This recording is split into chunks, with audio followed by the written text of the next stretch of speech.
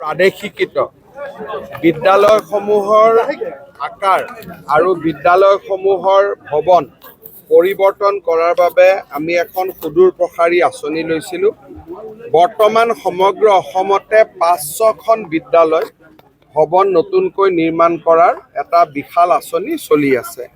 সেই আঁচনিৰ অন্তৰ্গত বেজেৰা উচ্চতৰ মাধ্যমিক বিদ্যালয়, এই বিদ্যালয়খন নতুন আকাৰত আমি জানুৱাৰী ডিচেম্বৰ মাহত উদ্বোধন কৰিম আৰু দুদিন পিছত লাহে লাহে অসমৰ প্ৰতিখন প্ৰাদেশিকৃত বিদ্যালয় আৰু চৰকাৰী হাইস্কুলৰ অৱস্থা আমি এনেকুৱা ভৱনলৈ ৰূপান্তৰ কৰিম। ছাৰ ৫০০খন বিদ্যালয় ইতিমধ্যে ক'লে আপুনি বনোৱা হ'ব আৰু হোৱা নহয়, ই ইতিমধ্যে বিভিন্ন পৰ্যায়ত আগবাঢ়ি আছে। ছাৰ কিছু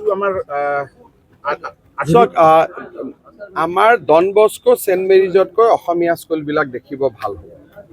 যিটো গতিত আমি কাম কৰি আছোঁ, আজি ডন বস্কো ছেইণ্ট মেৰিজ দেখিলে যেনেকুৱা এটা লাগে যে ইয়াতে এটা পঢ়াৰ পৰিৱেশ আছে, কিন্তু বিনিয়োগৰ অভাৱৰ বাবে আমাৰ স্কুলবিলাকৰ পৰিৱেশবিলাক বেয়া হৈ গৈছিল। কোনোবা MP ফাণ্ডৰ পৰা ১ লাখ, MP ফাণ্ডৰ পৰা ৫ লাখ এনেকৈ লৈ স্কুলবোৰ বেলেগ বেলেগ ধৰণে বনোৱা হৈছিল।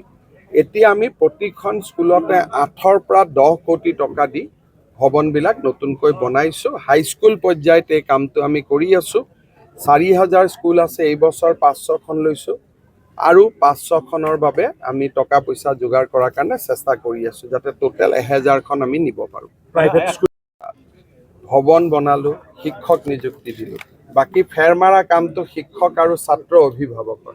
মুখ্যমন্ত্ৰীৰ যিটো দায়িত্ব যে ভৱন দিব লাগে, শিক্ষক দিব লাগে, সুবিধা দিব লাগে, সেইখিনি আমি কৰি দিম। বাকী অভিভাৱক, ছাত্ৰ, শিক্ষক সকলোৱে লগ লাগিলেহে এখন বিদ্যালয় হয়। আগতকৈ ছাৰ ৰিজাল্ট ভাল হৈছে, এতিয়া ভাল হৈছে আৰু ভাল হৈ থাকিব, কিন্তু মই ভাবোঁ যে আৰু আমি বহুত ভাল কৰিব পাৰোঁ।